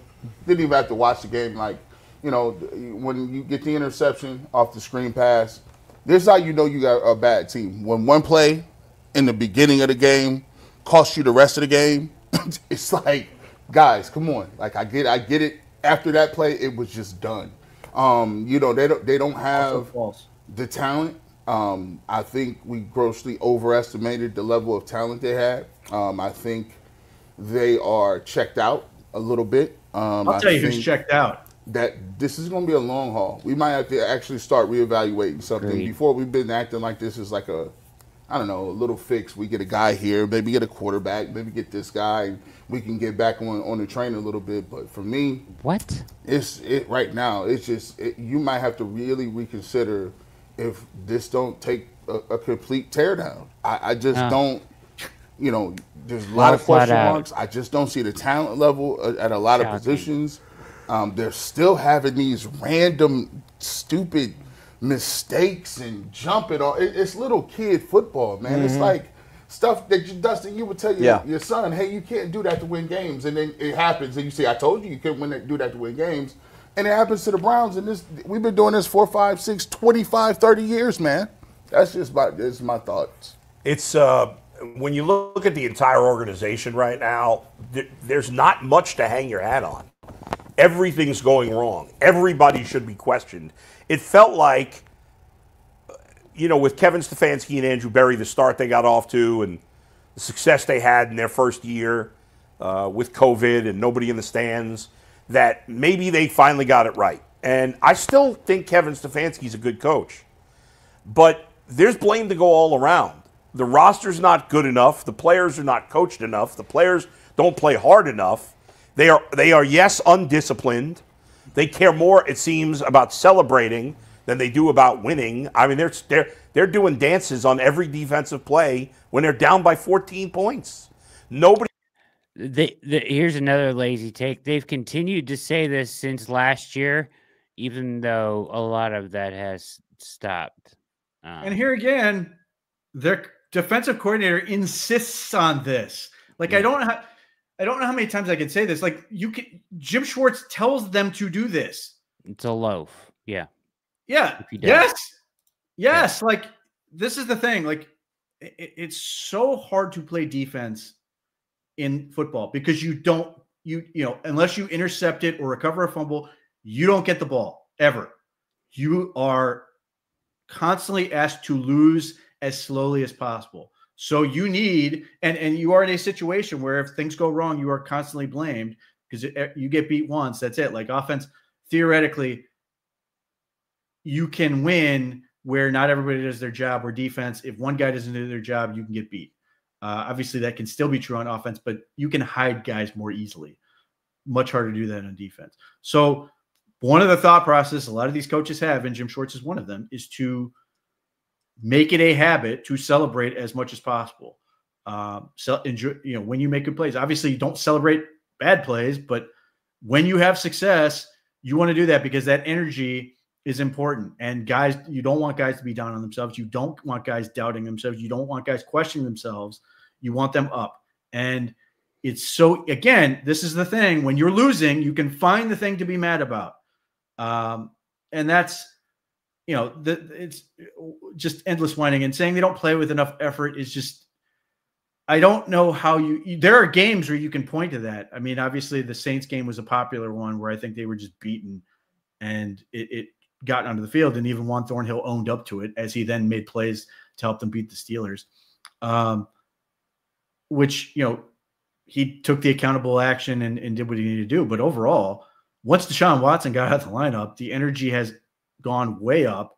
The effort has gone way up, and that's why they were able to beat the Ravens. That's why they were able to beat the Steelers. That's why, which refutes G. Bush's point. One, as much as the interception on the screen certainly hurt and was extremely dispiriting, the Browns were almost back at the game in the end.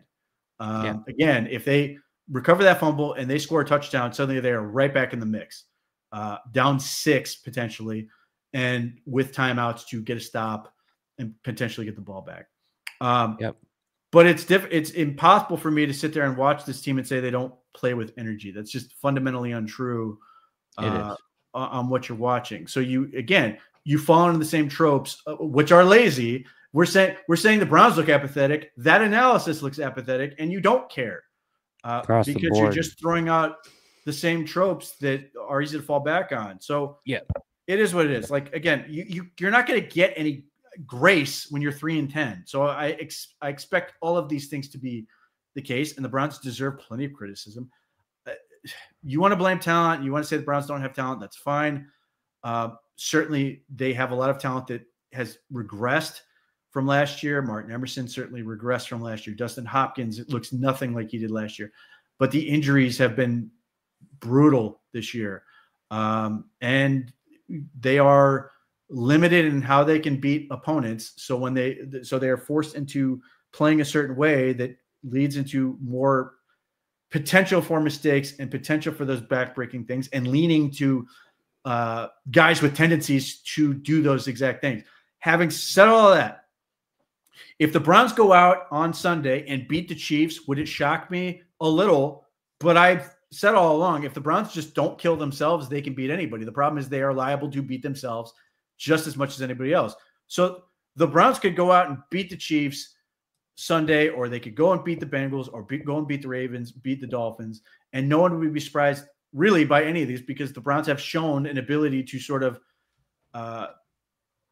to be sort of the giant killers in the league at times, even though the Bengals are Dolphins, neither of them are giants. But just the ability to go out and play big against big opponents, again, signals a team that has not given up or is not playing with effort. Like, say what you will, they actually play seemingly more inspired football against the best teams in the league, or the primetime games, those big spotlights. The Browns have actually been arguably the best. I mean, this is a team that over the years primetime games all year. This is one of the teams over the years that has been embarrassed on national TV, and we've seen coaches get fired over embarrassments on national TV. And the way the Browns lost the Broncos was frustrating, don't get me wrong, but they beat the Steelers. They were in the game to the end against the Broncos. And like I said, it would not shock me if the Browns go out and beat the Chiefs. Obviously, the Chiefs have been sort of limping along, even though they're a phenomenal defense, and Patrick Mahomes is a sensational quarterback. Horseshoe up the ass. But the Browns have that capability to beat anybody. They do. You are watching an Orange and Brown Report production. Listen, as this season comes to an end, the Browns are going to face a ton of pivotal decisions, critical organizational decisions. The OBR will be working contact sources, all of the above, to provide you the most up-to-date and exclusive information, along with in-depth analysis, film review, along with draft profiles, evaluations on all the draft prospects, plus Jack Duffin providing the best salary cap breakdown and explanation available. Pete has been killing it this week with the insider stuff, locked in on everything going on in Berea, and breaking news left and right on what we've heard. Be part of the best Browns community around. TheOBR.com is offering VIP annual subscriptions, memberships for 50% off right now. Stay locked in year-round at the OBR, theobr.com, the Orange and Brown Report. Click on the link in the description below or go to theobr.com. Any parting words tonight, Pete? Sure. Sign up for the newsletter. It's always good. Obviously, sign up for the website. That's always the best way. But the newsletter goes out every day. Plenty to keep track of with everything we've been. Obviously, with the news we've had this week, but just consistently pumping out content, making it easy so you don't forget. It's right to your inbox. All that good stuff. But subscribe to the podcast and the YouTube channel so you don't miss any of that stuff. As the season sort of winds down, we're going to be ramping up, both in terms of what's going on in Berea and then when we get to the off-season stuff. So stay tuned for all that. We'll obviously talk about quite a bit of that here. But yeah, all those things are good ways to get stay in touch with the OBR. All links are in the description below and at theobr.com. Follow Pete Smith on Twitter at _Pete Smith _ and at Blue Sky, Pete.Smith. And my name is Brad Ward. Keep it locked at the OBR. Tomorrow night, we'll be back for All Eyes on Cleveland with Casey Spam Kinnaman, as I see Kramer writing there in the chat, to have an interesting conversation with special guest Ken Rogers, showrunner at NFL Films and HBO of Hard Knocks, will join us tomorrow night from 7:30 to 8. The show starts at 7. We'll see you then. This has been another edition of The React. Hit like and subscribe on your way in or out. Thank you for watching. Have a wonderful, wonderful evening.